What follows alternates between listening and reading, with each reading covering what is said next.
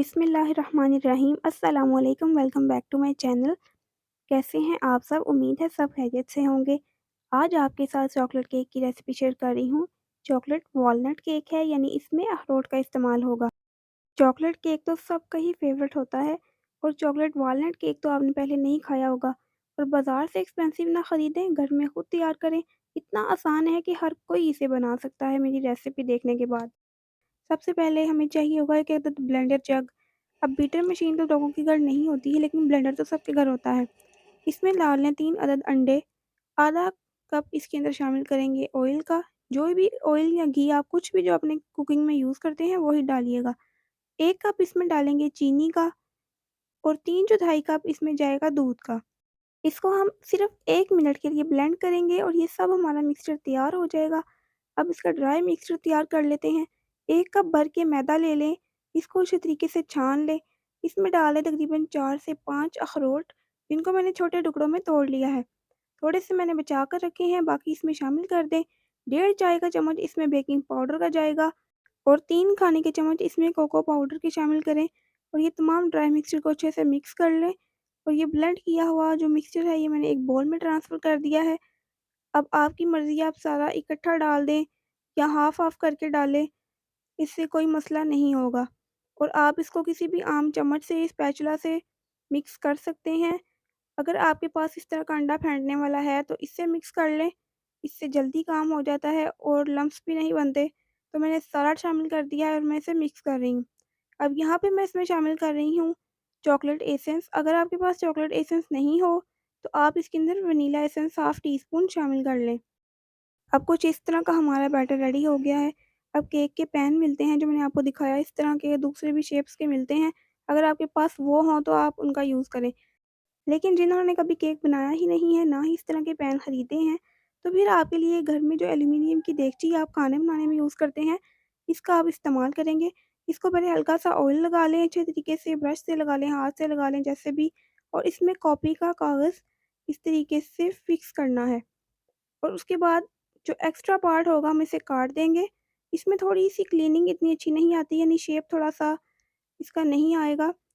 तो उसकी proper shape लाने के लिए हमें इसको कागज़ को अच्छे तरीके से कटिंग करनी होती है। अगर आप चाहें तो मैं आपको वो भी करके दिखा दूँगी, लेकिन मैंने इस तरीके से रफ़ली सा इसमें डाल दिया है। देगची में स्टैंड रखना ज़रूरी है। इसमें शामिल कर देंगे केक को और तकरीबन 35 मिनट के लिए मैंने इसको मीडियम फ्लेम पर पकाया था। सबसे पहले 5 मिनट हाई फ्लेम पे पकाना है ताकि स्टीम इकट्ठी हो जाए। उसके बाद 35 मिनट के बाद आपने देखना है कि आपका केक साइडों से पकना शुरू हो गया है और सेंटर से थोड़ा-सा कच्चा है। तो आपने उस स्टेज पे इसको स्लो फ्लेम पे 10 मिनट के लिए मज़ीद पका लेना है। तो हमारा केक इस तरीके से 45 मिनट में तैयार हो जाएगा। फ्लेम बहुत ज़्यादा हाई नहीं रखिएगा, वरना ये नीचे से जल जाएगा। और स्टैंड आपको 150-200 का मिल जाएगा। अब इसकी गनाश तैयार करते हैं, जिसमें मेरे पास 200 ग्राम चॉकलेट है। इसमें आधा कप क्रीम का शामिल कर रही हूँ, ऑल पर्स क्रीम मैंने यूज़ की है और जो अखरोट मैंने बचा कर रखे थे वो इसमें शामिल किए हैं। अब स्लो फ्लेम पे हमने इसको मेल्ट करना है, ज़्यादा इस स्टेज पे तेज़ आँच नहीं करनी। स्लो फ्लेम पे ये क्रीम और चॉकलेट मिक्स हो जाएँगे, तो हमारी एक गिनाश तैयार हो जाएगी। इसके अलावा भी एक गिनाश रेडी होती है जिसमें चॉकलेट का यूज़ नहीं होता या बहुत ही कम होता है। तो मैंने पहले भी एक केक शेयर किया था, उसमें मैंने वो शेयर की थी। अगर आप देखना चाहें तो मैं इस वीडियो के एंड पे दे दूँगी। इस तरीके से हमारी गिनाश रेडी हो गई है। अब हमने क्या करना है, केक ठंडा हो चुका है। इसमें टूथपिक के साथ या किसी फ़ोर्क के साथ आप सुराख कर लें। आधा कप मेरे पास दूध है, इसमें मैंने 1 खाने के चम्मच चीनी शामिल कर दी है और ये दूध अब हम केक में डाल देंगे। केक में दूध डालने से ये अंदर तक मॉइस्ट हो जाएगा, सॉफ्ट हो जाएगा।